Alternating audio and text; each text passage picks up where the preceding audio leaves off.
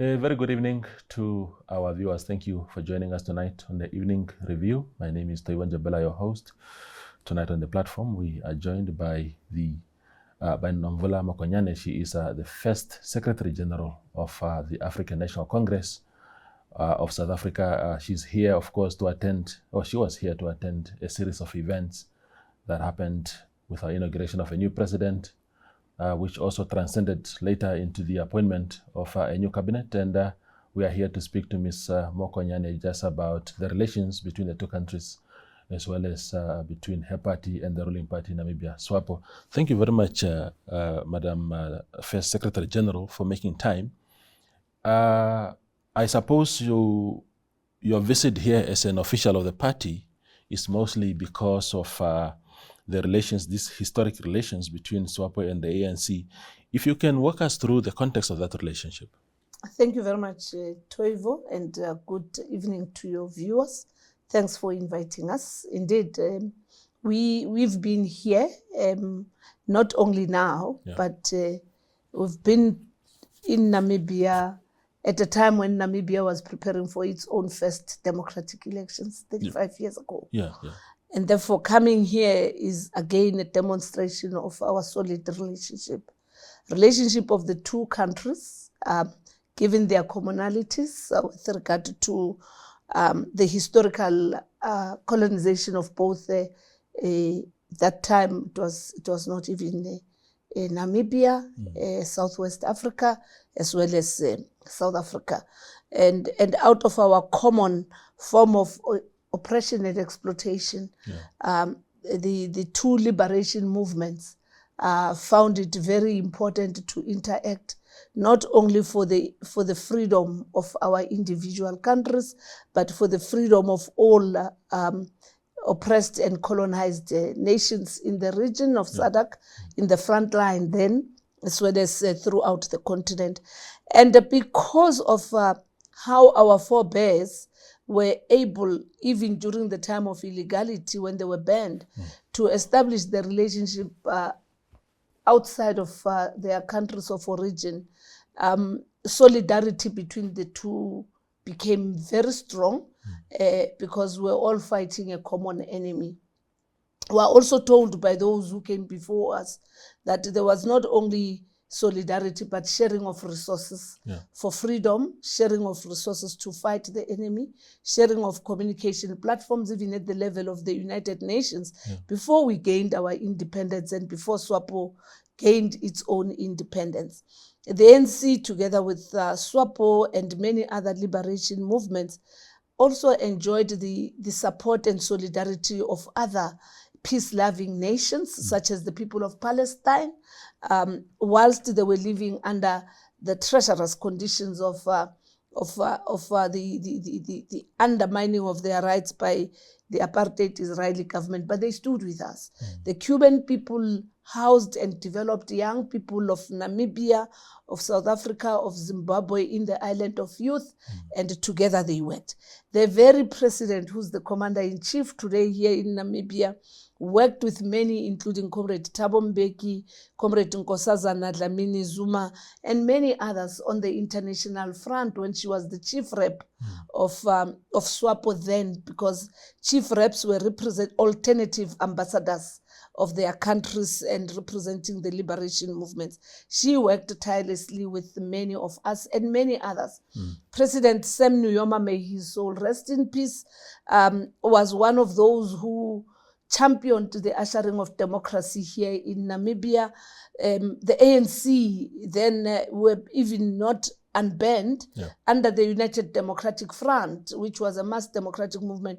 We came here, we brought transport, we came here to help mobilize for elections because we believed that the freedom of Namibia was our freedom.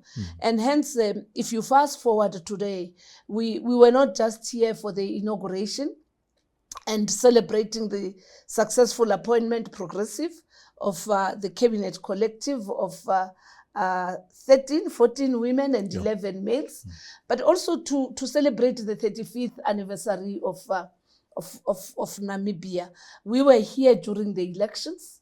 We were here as observers. We were here to to defend our hard-won gains. And I keep saying our because these freedoms of the Namibians are the freedoms of South Africans and the people of Africa against the regime change agenda we saw actually showing up in many other countries, but Namibians were able to actually defend themselves. So we have a very rich history together. We went together to the Beijing Women's Conference. Comrade Nandi, the commander-in-chief, who's now the president, was part of the key people who were facilitating there in China at the Beijing Women's Conference. And in her lifetime, we celebrate the realization of some of the objectives of the Beijing Women's Conference. And for that, we are quite grateful that the people of Namibia are solid on the course for the liberation and emancipation of women. And finally, we are also here to learn lessons. Lessons about being principled on the role of women. Secondly, committed towards the development of women, because she didn't just rise as a woman. It is the movement Swapo, it is the government Swapo, it is the people of Namibia who actually nurtured her, who actually made her to be who she is, and who, when her name was raised, they never actually saw her as just a woman. They knew this is a freedom fighter, this is a doer, this is a public servant, this is a mother, this is a leader beyond just being a woman. And therefore, she's a symbol of the advancement of the struggle for justice and humanity and the rights of women. And we all are quite happy. We all are looking forward that it shall happen in our lifetime, that the African National Congress, South African government, and throughout the SADC, because there shall be women who lead, because even in SADC, she's the first woman to be elected. We do understand the Tanzanian situation, but it was an appointment because of what the unfortunate situation. Comrade Nandi has been elected. And the good thing is that she went into the inauguration with Swapo having endorsed her as the president. And it's a good lesson. It's a lesson for all the parties. We'll be hosting the Liberation Summit, the meeting of the liberation movements in South Africa. And one of the discussions would be about the journey towards the emancipation of women and gender equality. Absolutely. Your party sent quite a contingent of really an army of leaders here. President Ramaphosa was here, President Mbeki was here, President Zuma, of course, not with your party anymore, but he was also here. SG Mbalula and many other senior officials of your organization. Does that just underline the value that you attach to the relations that you have with Swapo here and Namibia in general? It's a demonstration of the bond, the solid bond that we have with the people of Namibia, but also with Swapo in particular. And also because in this period, the African National Congress is the chair of the Forum for Liberation Movements, presided over by Comrade Fikile Mbalula, the SG, and myself as the first Deputy Secretary General of the ANC. I'm responsible for international relations and elections, including sectoral mobilization. We have interest in ensuring that there's shared benefits in terms of economic development and growth that must be inclusive and for the benefit of the people of Namibia and the people of South Africa. Our Treasurer General was also part of this delegation. We have the national spokesperson of the African National Congress who's here, who amongst others was here because we believed that we need to have the correct narrative that we take out of the situation here in Namibia. Of course, we had former presidents and everybody being here. President Thabo Mbeki, former Deputy President Phumzile Mlambo Ngcuka, the former chair of the AU Commission, uSisi Nkosazana Dlamini Zuma, and of course you had the former president Jacob Zuma, who was also part of this. It's a symbol of tolerance, of diversity, but of South Africa, who again says we need to work together. We are in a program that we call renewal. Yeah. And one of the issues around organizational renewal that we're involved in is to strengthen the ties of sister parties on a one-on-one. Yeah. And it's to also show that where South Africa is involved internationally, like we'll be hosting the coming G20 summit, it must be seen through this, why we have said this is not a South Africa hosting the G20, but it's Africa. Yeah. And it starts with our sisters. So it is part of that area of international solidarity. Yeah. And of course, for Swapo to have felt it important to invite all liberation movements and parties in the continent, and even give us the warm hospitality that we got, is an indication that Swapo itself has learned out of what has happened in the past and is strengthening its relationship with sister parties. And therefore, this has been of mutual interest and shared objectives. Absolutely. I mean, when both organizations rose to power, 1990 in Namibia, 1994 in South Africa, there's a set of aspirations that both the party and the masses of our people had in these parties. The promises that were made of freedom and prosperity and all of that. Do you think there's been achievements in those areas? There's been major achievements. Remember, one of the key things was to deal with a situation where the majority of the people of the two countries were disenfranchised, just as citizens. They were seen as secondary citizens. We both never had a right to vote. It's a hard-won right. The right to vote and choose. And worse now, where we are even tolerant of those who are imposed by foreign intentions in terms of regime change, we tolerate them.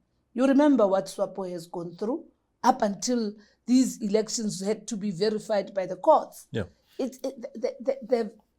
Something that is not touched. You can't touch it as you can touch this bottle, this table. But the value of a hard-won right to vote. Yeah. That is something that we must treasure. Secondly, the issues of deracializing our society. It's a very, very complex one, because racism was institutionalized. Racial oppression was a policy, a determination, and we still are going on with it. Of course, we have all attained political freedom. Of course, there are other freedoms that people have received in terms of the right to express yourself, the issues around economic empowerment. But in earnest, one of the things that we're all conscious about is the stubbornness of dealing with economic emancipation. Yeah. Because the apartheid system institutionalized it such that even in the private sector, even in the implementation of our progressive policies, implementation becomes complicated and difficult. There is a lot that has been done, but a lot still needs to be done. Yeah. And hence, our shared economy requires our unity and proper prioritization of young people, of women, of rural communities, and the provision of infrastructure. And I'm happy that on behalf of the NC, we are not far from each other. What Comrade Nandi, the president, said, and what was on the manifesto of Swapo, that it's time that we deal with the stubborn system of economic oppression and not even be reluctant to even deal with issues of the land and beneficiation in terms of the mineral resources. You saw in the appointments, the issue of minerals is now located in the presidency. Yes. It tells you something. Yeah. If you can break that back, that camel's back in Namibia, you would have and protect what belongs to Namibians and make sure that it benefits the Namibians, then you can say you have realized your vision towards a national democratic society. Absolutely. Do you think then, SG, that the decline in recent times in electoral fortunes for both Swapo and ANC, worse for ANC because you couldn't attain a 50+1 majority that you needed. What is the reading within the ANC of a situation like that? Is it genuine frustration within the electorate, or do you think it's just people fatigued of ANC? We have different explanations. It can't be just a one answer. One, it shows the maturity of democracy. There's no suppression of anyone. When people are aggrieved and when people believe that they can have an option, they have a right to form their own organization, but they must respect the democratic processes and their outcomes. The second one is that all of us as liberation movements, there comes a time where we become too inward looking and forget to pay attention to ordinary issues that affect our communities. And we communicate to them and not with them. And hence, they will not understand the complexities of realizing what we stand for. And until today, none of us have changed from what we stand for. What has changed is the environment. Because our struggle never ended when Swapo attained its freedom. Our struggle never ended when the ANC South Africa attained its freedom. Instead, the enemies of our liberties, our freedom, had a particular intention that no liberation movement must stay in power beyond 30 years. And hence the issues about recolonization of our countries will come in a different way as we see what happened with Zimbabwe and the sanctions, as we see what is happening and the threats that are imposed on South Africa, but as we see who funded those who actually took the elections here in Namibia to court, the proliferation of non-governmental organizations. So it is something that we are also looking at, the regime change agenda, but it also has to do with fatigue of the voter with party politics, because all that the voter wants, it's a job, it's a vibrant, inclusive economy, it's a safe environment. As to who leads, the voter has become less interested. And hence, in our situation, more than 20 million voters stayed at home. And one of the things that we always say, some of us, is, in fact, the people who won the elections are those who stayed at home. And what must be done? It means we must listen to them. We must deal with energy security. We must deal with our economy. We must deal with the conscientization of young people about their right to vote and about them safeguarding the hard-won struggles that we have pursued, and that they must be part of change, and that it is only the ANC in this country, in South Africa, that can actually present a democratic society. It is only Swapo here in Namibia, because we have never said ours is the immediate. That's why we continue to say the struggle continue. But we must renew ourselves internally.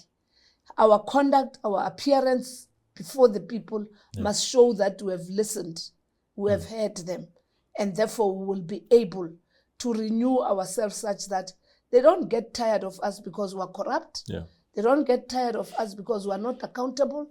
They don't get tired of us because we don't communicate properly with them. They don't get tired of us because somebody else is the first to reach them. The role of the social media and artificial intelligence. Many young people register online, and come election day, they believe that they can't go and stand in the queues. Issues about patriotism are very important. Absolutely. And in South Africa, and to a lesser extent in Namibia, but we also have the same situation, which is the difficulty in navigating this issue of the legacy of the past. To reverse that in South Africa is actually getting a lot of flack. Very scary when I follow what is happening there, because if you say this is the legacy of apartheid and this is what we must do in order to reverse that, and then you get threatened with sanctions and you get aid cut and these kind of things, how do you move forward as a party? Do you get cowed into silence, or do you forge ahead with actually we are more convinced that we have the right to protect our right to self-determination, and we are vindicated that the struggle continues. Because if you don't deal with the issue of the land for a nation that was dispossessed, if you don't deal with issues of beneficiation for a nation and a continent that is rich, yet its face is that of poverty, is that of hunger, is that of a woman who's neglected and is a victim of wars. If you start touching those issues, you are dealing with the hornet's nest. We knew it was coming. We never thought that it would come in this form, because we believed that those who claim to be the founders of democracy will use democratic processes to engage. And that's what we want to protect. Protect the processes of diplomatic relations without sacrificing our national sovereignty.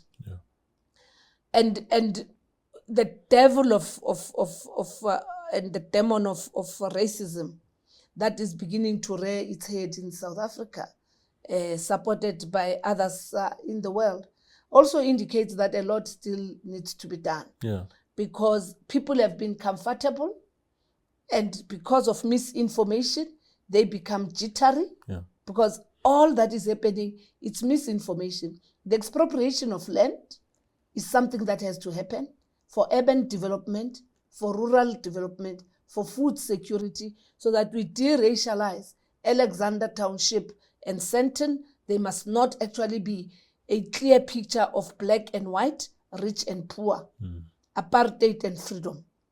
There must be we must build cities and towns of our hard-won freedom. And we must expropriate the land for that. We must expropriate those abandoned buildings in the CBD that are hijacked by illegal foreigners. We must expropriate so that then we are able to share the resources and the wealth of this country. We must expropriate because we want to make sure that water rights for farmers benefit not only the white farmers who are now creating catchments and boundaries for black farmers who are only now entering the space but can't have access to water, because the established white farmer in Cape Town, the established white farmer in the Free State, has actually the water use rights and has blocked water from the upper stream, and in the lower stream, black farmers who are beneficiaries of land restitution don't have access to it. If that makes us to be terrorists, that's a cause of a liberation movement. We mustn't be comfortable with being in power. We must be comfortable with the correctness of our policies and make sure that South Africans understand. The good thing also is that it's only a minority within a minority. A minority of white people within a minority of white people. By the way, they are a minority. But we believe that South Africa belongs to all those who live in it. Absolutely. Black and white. Absolutely. The last question, Ms. Mokonyane, is really, time flies. It will just be a matter of time before it's 2029 again. What is being done within the ANC right now, as leaders of the party right now, to make sure that come 2029, what has been lost has been regained and more has been put on top of what has been regained? We never gave up and cried that we have lost. Once the results were announced, we went and said the people of South Africa have spoken. Of course, it was a setback. It's not easy to accept, but because we're true revolutionaries and we wanted to defend the hard-won democracy, we were the first to accept the results. We were the ones who invited others, because we could have gone out to form our own minority government. But we invited all parties that participated in elections and are in parliament to form the government of national unity. We've got a statement of intent. The NC negotiated with every individual party, not with all of them in the same table. Yeah. We negotiated with each party. So they all have an agreement with the ANC. What we have also been able to do is to identify principles that drive and guide the government of national unity. Of course, we have seen others who remain very racist, very, very possessed with separate development, wanting to co-govern. We're not in coalition with the DA. We're in a national unity government with all individual parties. And there's no better party. It's only the ANC that invited everybody to this party of taking South Africa forward. The ANC itself is on a self-renewal path. We've got an integrity commission that deals with internal discipline, issues of ethics, and so forth. We've got our disciplinary processes. But what is important, we have upped the stake on political education to conscientize not only our members, but society about who we are and what we stand for. Even as we have lost in May 29 last year, with the latest by-elections, where even the MKP had won, the NC has been able to reclaim that space. What we are now focusing on is that we can't only be talking about our legacy and why we are the oldest liberation movement. We must now be seen about on cleaning the streets, making sure that we alleviate poverty and deal with the issues of energy security in South Africa, water security in South Africa, and have an inclusive economic growth that is biased towards young people and Black people. And finally, what we are also doing is to renew our cadre development programs so that people join the ANC to serve the people of South Africa, to become volunteers. And that's part of what we have learned here in Namibia. Some of the volunteers are people who are plowing back to Swapo. It can be people who are looking up to getting a job, who are the only volunteers for a liberation movement. And therefore, the Black middle class in South Africa is a critical force that must be made to stand up and rise and defend their hard-won struggles. The organization, there must be unity in the ANC. So unity of the ANC is also important, and of our tripartite alliance and SANCO. And these are the things that we're dealing with. We are not going to rise when it is time to go to the general elections. We have already risen and we have been awakened. And the confrontation that we are exposed to against us has actually made us to appreciate that we never said the struggle is over. Yeah, absolutely. Ms. Mokonyane, thank you very much for making time. Really, thank you for making time, stopping by and sharing with us very important perspectives, which I think are both valuable in South Africa and Namibia. So thank you very much for coming around. Thank you very much, and happy 35th anniversary. Yeah, thank you very much about that. That is Nomvula Mokonyane. She is the first Deputy Secretary General of the ANC in South Africa, speaking to us tonight on the Evening Review. Thank you for watching.